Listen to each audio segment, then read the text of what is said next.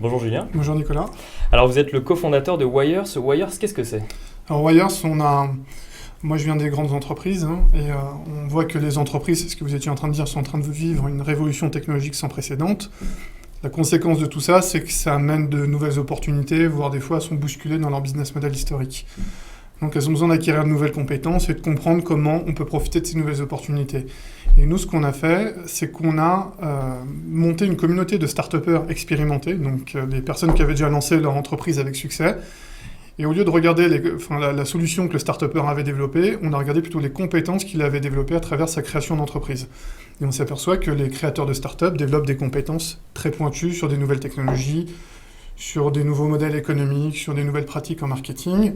Et on a essayé de combiner cette expertise-là avec des porteurs de projets dans les grands groupes pour qu'ensemble, ils arrivent à déverrouiller certaines situations qui sont comment je peux profiter quel nouveau modèle économique je peux créer, comment je peux utiliser cette technologie dans mon process actuel.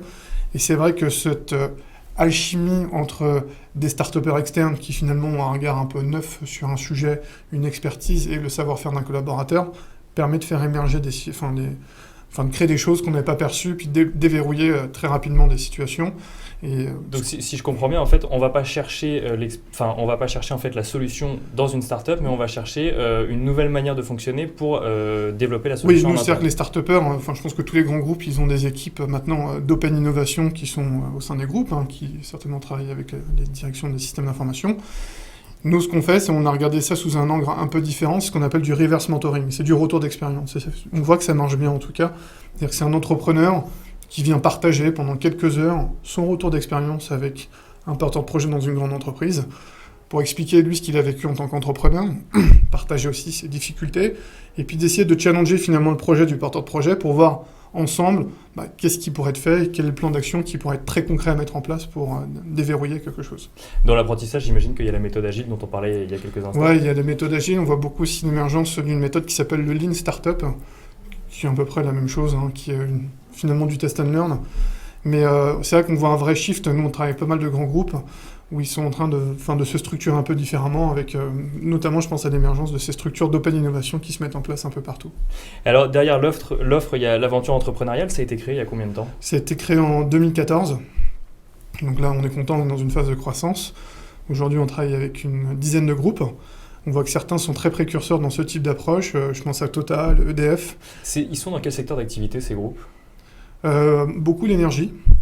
Banque, assurance, tous ceux qui sont un peu, chatouillés sur leur business model. Et qui ont besoin de se transformer assez rapidement. Très rapidement, parce qu'on voit que c'est vrai qu'il y a des startups qui sortent de nulle part. Il y a quand même des histoires et Blablacar, c'est pas fait en un jour. Mais en tout cas, on voit vraiment qu'il y a un vrai changement, puis aussi toute une nouvelle génération aussi de collaborateurs qui arrivent dans les entreprises, qui sont nés avec ces nouveaux outils numériques.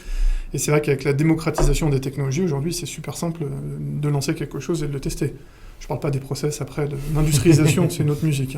J'ai déjà vécu ça. Vous êtes combien aujourd'hui? On est 5 et on va doubler notre capacité là, sur l'année qui vient. Merci beaucoup Julien. Merci. Et je vous propose de rester avec nous et d'accueillir maintenant Farah qui va nous présenter donc le clin d'œil de la semaine.